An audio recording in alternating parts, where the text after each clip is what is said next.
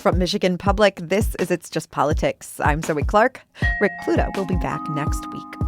On today's show, a surprise decision by Michigan Congressman Bill Huizenga not to run for U.S. Senate. What's behind it? The political reason is President Trump. In this day and age, to be successful in a Republican primary, you need the president's endorsement. Coming up, President Trump puts his finger on the state's political scale. But first, to Michigan's 2026 race for governor, where some eye-popping numbers have been released. Candidates had to disclose their fundraising numbers since January. And here to go through what we learned and how it may affect the race moving forward is the money man himself, Simon Schuster from Bridge, Michigan. Simon, hello. Hey, thanks, so. So, Simon, you have spent years digging through campaign finance reports, and this is the first time in this gubernatorial race that we are seeing public numbers. What stood out to you? Yeah, so I think probably the undeniable headline here is that when it comes to the candidates who raised the most money from donors since they began their gubernatorial campaigns, independent candidate and Detroit Mayor Mike Duggan actually led the field. Now, this is particularly impressive for a number of reasons. The top one being that he has eschewed major party labels. He's not running as a Democrat or Republican. And as a result, he doesn't have access to that fundraising infrastructure that the major parties have. Republicans have Win Red. Democrats have Act Blue. This allows them to send out, incessant email blasts requesting and having a seamless experience for their donors to get money.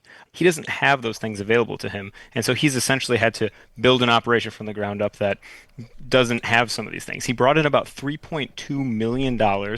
Now, the way he fundraised is different from what we've seen from Democrats and increasingly Republicans, which is he doesn't have tens of thousands of donations from small grassroots donors. Instead, his donors were giving him about $2,000 a pop on average, and he only had a couple thousand of them, but you can raise a lot of money that way. You can. So let's turn to the Democratic side. Originally, Secretary of State Jocelyn Benson's gubernatorial campaign came out with this number that she had raised $3.5 million.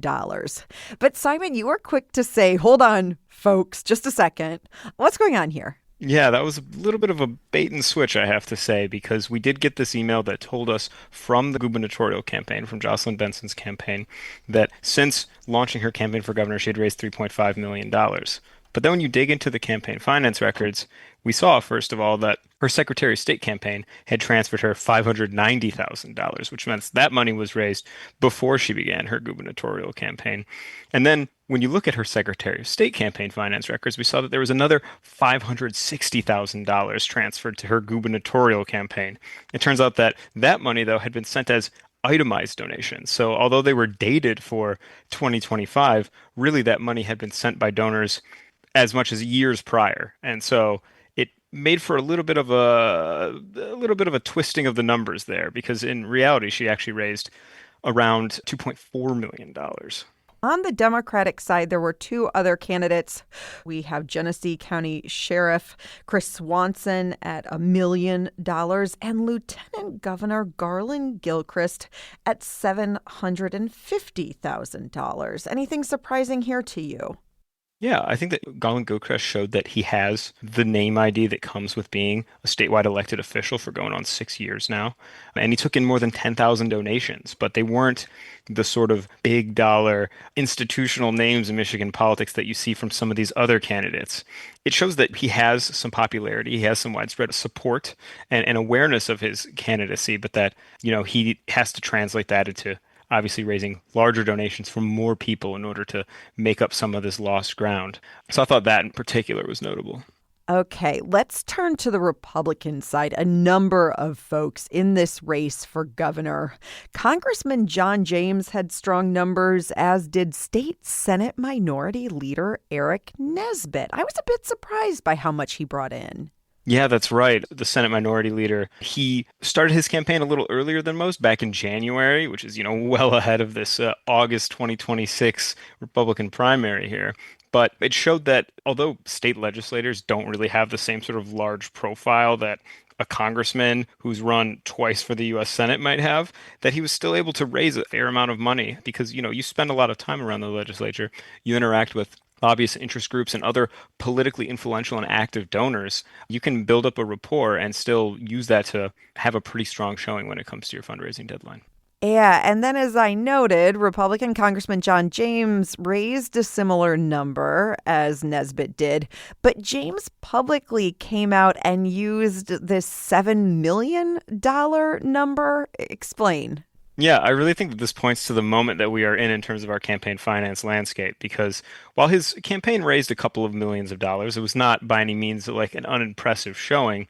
It's really the super PAC Mission for Michigan that brought in the big bucks. It got two checks, one from Pamela and another from Dan DeVos for $2.5 million each. So $5 million of that $7 million total is in the super PAC. The thing is, his campaign has no oversight or supervision. They cannot coordinate with the super PAC, at least not explicitly, with how to spend that money. So the majority of the money that he's talking about here is independent of his campaign. It's from outside supporters. And when you look at his campaign finance records, though, it shows that he's the DeVos's guy. He's the candidate that this family, this billionaire West Michigan family, wants to support for governor, because about a third of all the money he raised from Michiganders came from two fundraisers. One of them was at one of the DeVos's residences, and the other one was at the Amway Grand Plaza Hotel, which is a hotel owned by the family.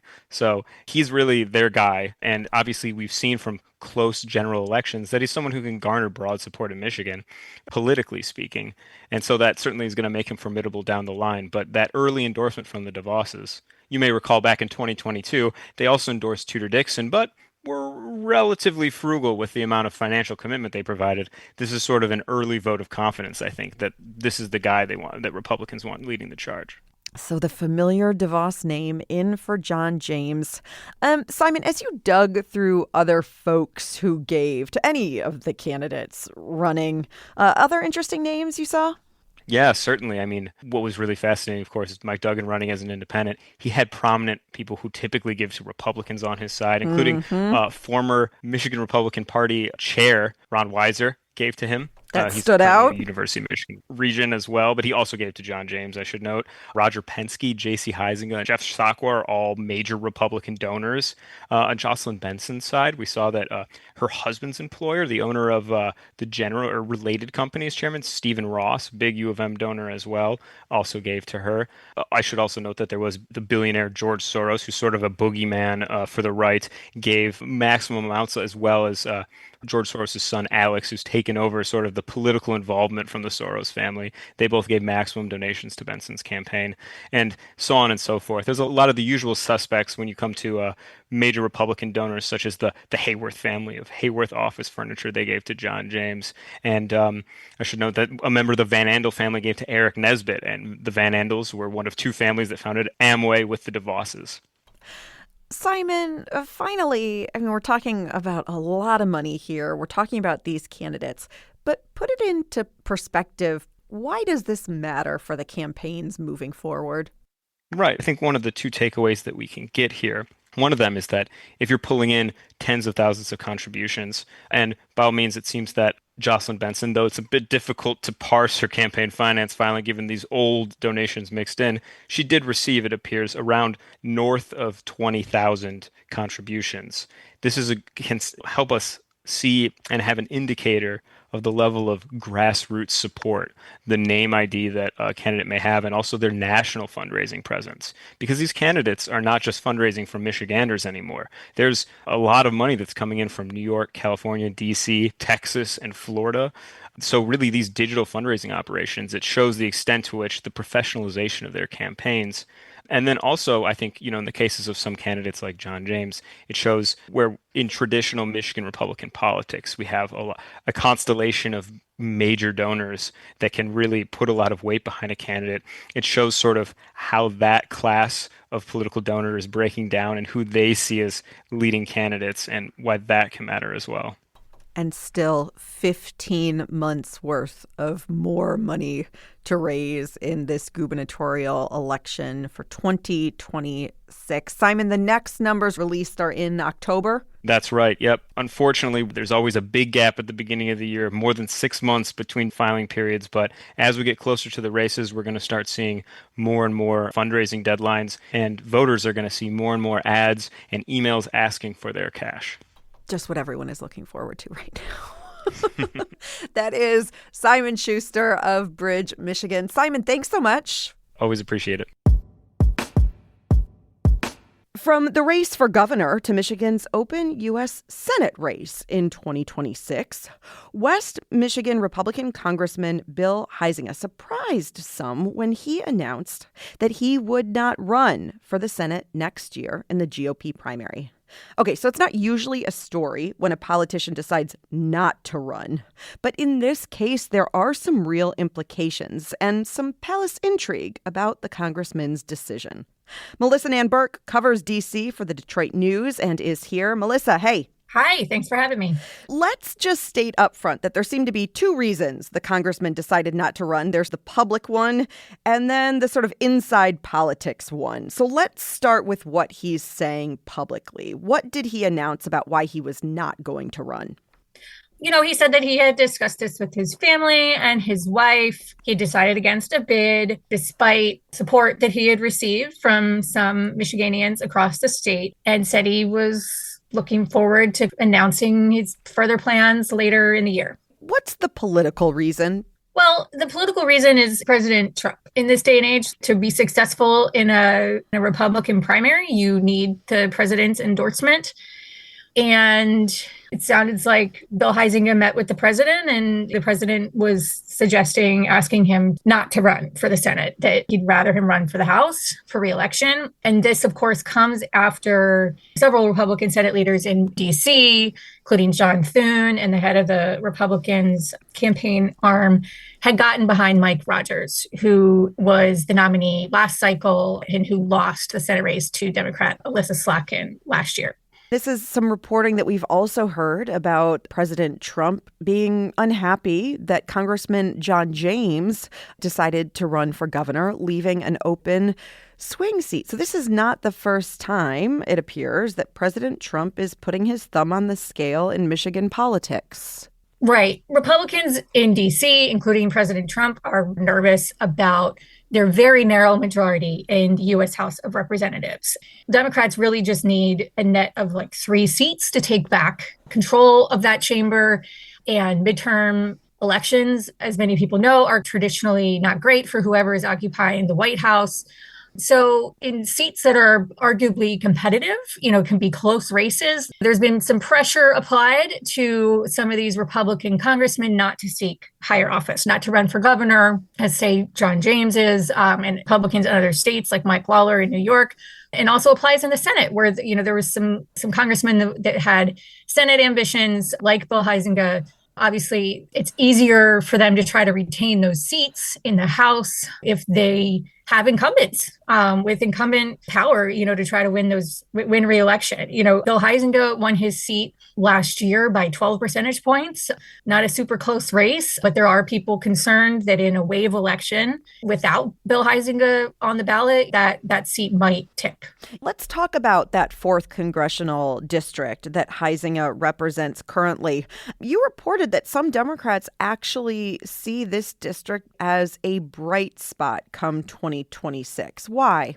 Yes, they are targeting it. I wouldn't say it's probably near the very tippy top of their list, especially in Michigan, where there are closer, easier potential outs for them. The Democrats have been optimistic that the 4th is getting bluer. You had Governor Whitmer winning that district in 2022. Its residents voted that year in support of Prop 3, which was the abortion rights initiative. You have some political handicappers like Cook Political Report. They have called that a bright spot, the 4th district, that they could see a competitive race there. It is possible. I think a lot of it might hinge on whether Bill Huizenga decides to run again, because yes, there are some blue parts of the district, especially in the Kalamazoo area, but there's a lot of red. It's a pretty purple spot. Mm-hmm.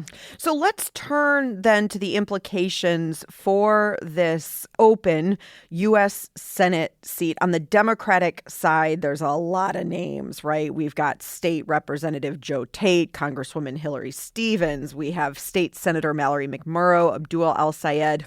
But right now on the Republican side, only Mike Rogers. Has he pretty much just taken over this race now? Are we expecting to hear anybody else jump in at this point?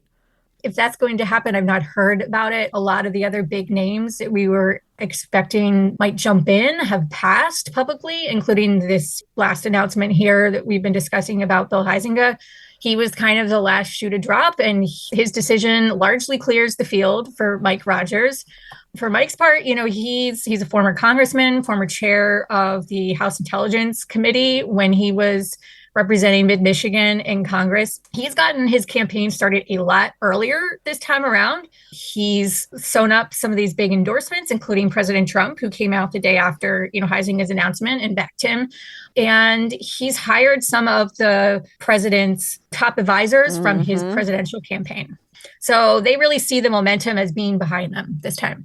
They do. Although, of course, Melissa, as a political watcher, we have to note a Republican has not won a U.S. Senate seat in Michigan in more than 30 years, since 1994.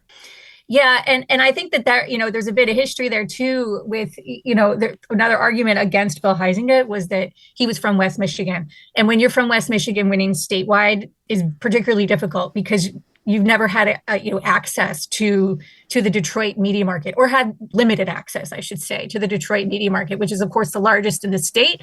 And it's really hard to win without having, significant exposure there. I should say that's another leg up that Mike Rogers will have, is he's just run statewide. In the last cycle, there was a lot of TV ads, running with his name in them just a few months back, less than a year ago. So I think they're hoping to capitalize on that exposure. So, Melissa, finally, let's go back to Huizenga. What's interesting is in his announcement that he was not going to run for Senate, he didn't say that he was going to run again for his current seat, Michigan's 4th congressional district. He didn't say he wasn't either. What do we make of the fact that he hasn't announced whether he's going to run for re-election yet? Yeah, that was a little surprising. I think that he was really all in on this Senate bid. I think they were really, he and his wife, kind of really running at that for the last few months. And that this was a bit of this development was a bit of a disappointment for them. And I think that they just honestly haven't made that House decision yet, whether he will run again. I did look back. He, in past years, hasn't really made his official announcement about re-election until closer to Labor Day. So that would be my expectation, is we will hear around then what he's going to do. I got the sense from talking to him last week, honestly, Zoe, that he hasn't made the decision yet. Like he hasn't decided whether or not to do it. And President Trump did come out and say he hopes he runs again, and that if he does, that he would have the president's endorsement. That is Melissa Nan Burke. She covers Washington for the Detroit News and just breaks story after story from D.C. Melissa, thanks so much for the time. Thank you. And a reminder that every Friday we're coming to your email inbox. You can subscribe to the new It's Just Politics newsletter, get the updates on what's happening in Lansing and all state politics. You can sign up now at the website, michiganpublic.org. And that is It's Just Politics for today. I am Zoe Clark. Rick Pluta out this week with a bad summer cold. He will talk to you again next week, as will I. Feel better, Pluta.